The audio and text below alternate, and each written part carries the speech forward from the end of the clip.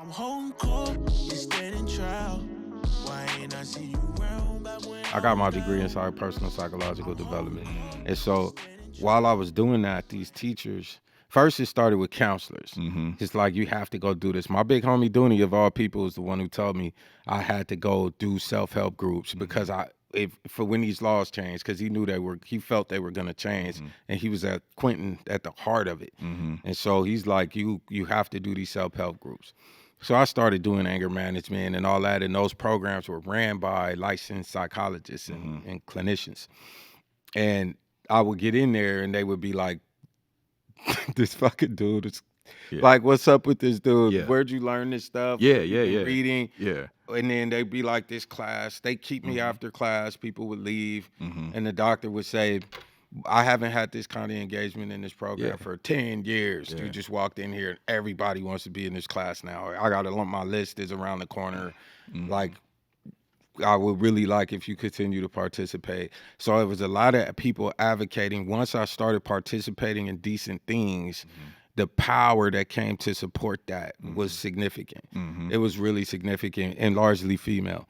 And so I had a lot of really proud, older minority women who said, see, they aren't all trash. Yeah. You know what I'm saying? It's like a social worker who's been doing this, and every day is just the same, and they're trying to say, and then something else shows up, and they just like, I told you, they're not all trash. And then I'm like, shit, I ain't the only one. No, real talk. You know what I mean? I can, and so I'm bringing people who would never go to these programs into those programs. And I didn't even know I had that influence until I understood what they were saying, but I went to this one group and I didn't care for it. And at that time, I didn't have finesse. So I just left. And when I left, I took 80% of the class with me inadvertently. I just left. And so they came to my door and was like, are you willing to come back if we're willing to do the modifications that you're requesting? And I was like, yeah, why do you ask that though? And they told me, we have lost 80% of our class by you walking out of that room.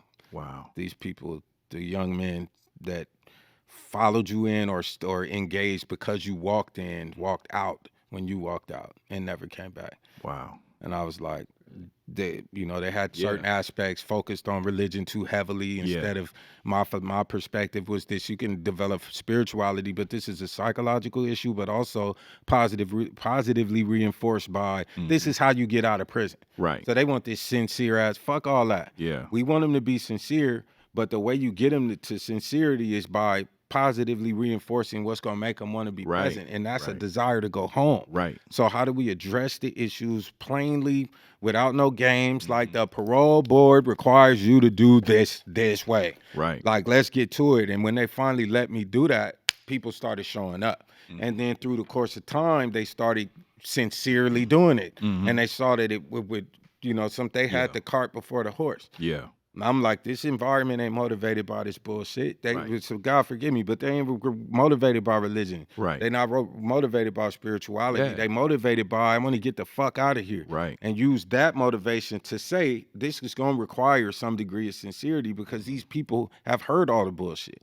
So you go in the parole board and you think you're going to game your way through that, you're going to have a negative experience because they didn't heard it all. They got more game than all of us. I'm like, they have heard it all the bullshit. So you locked up and you rolling up on damn near 30 years. So when did you start seeing that light come through that you may get? Did you know that you were going to get paroled, or was it just another, I hope, you know what I'm saying, a hope and a prayer? It was everybody telling me, like, you got action. You're going if this law changes. So we're watching that law, and then in 2012, the ruling in Miller versus Alabama was, this is USA Today fucking front page news shit. The Supreme Court ruling, and then that trickled down to the states, and then Governor Brown was elected, and then he had specific policies that he wanted to implement, and so these things made it to the Senate, and they altered Senate Bill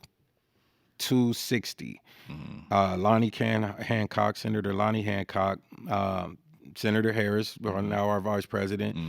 These people altered something stating that unequivocally due to the development of the brain, advances in neuroscience. It's been determined that the age of maturity in a human being is 25, and therefore any crime committed prior to that by a juvenile they should not be considered unredeemable. They should have a realistic opportunity for parole if they could demonstrate that they don't pose an unreasonable risk of violent recidivism in the community. And so when that happened in 2012, one of my artists was with me in that environment. He came to the door like fucking Moses off the mountain. His hair's blew out, his fucking skin is bronze. He's standing there like, he looked like Doc from Back to the Future. Yeah. He was like, bro, you gotta read this. I'm like, what are you getting? He's like, man, you going home. He fucking starts crying and shit. Like, got off the door, he couldn't even stand there and look at me. Damn. He's like, you going home, bro, I'm telling you. And this is the person got Block Star tatted on his neck. And when he walked to the door, logos. I told him I got a life sentence. Told him I'm gonna go home and I'm gonna build all this. I'm gonna sign you. I got you for everything you've done. I'm gonna have your back when I come home. He believed me with a life sentence. Yeah. And now he's in my building right now waiting for me. He to had a get off life this sentence plane. too? He did not. He had a 12-year sentence on a robbery, and was a beast. So he got in trouble in his points. He had like 300 and something points by the time I met him. Wow. He's a complete fuck up. Yeah. And I stopped him in his tracks. Yeah. I told him I'm very similar to you. I grew up just like you, and you're an idiot. And I need you to wake up. It was New Year's was coming. I big brothered him. I told him, yo, you know what your New Year's resolution is? He was like, what? I said, grow up. Wow. Grow up. Yeah. Yo, fucking 2011 New Year's resolution is to grow the fuck up. Just decide it. That's real shit. You're a man. You have a man's body. You have a man's brain. All this shit now is a decision. You decide to grow up this year. Do it. Period. Everything, your body's waiting for you. Your family, everybody waiting for you to decide you grown. That's real shit right there. And he wrote that shit down and fucking did it. That nigga wrote down, grow up. He wrote down, decide to grow up. Yeah. And then grew up that year. Yeah. Flawless performance. Damn. And for that reason, he at the building right now.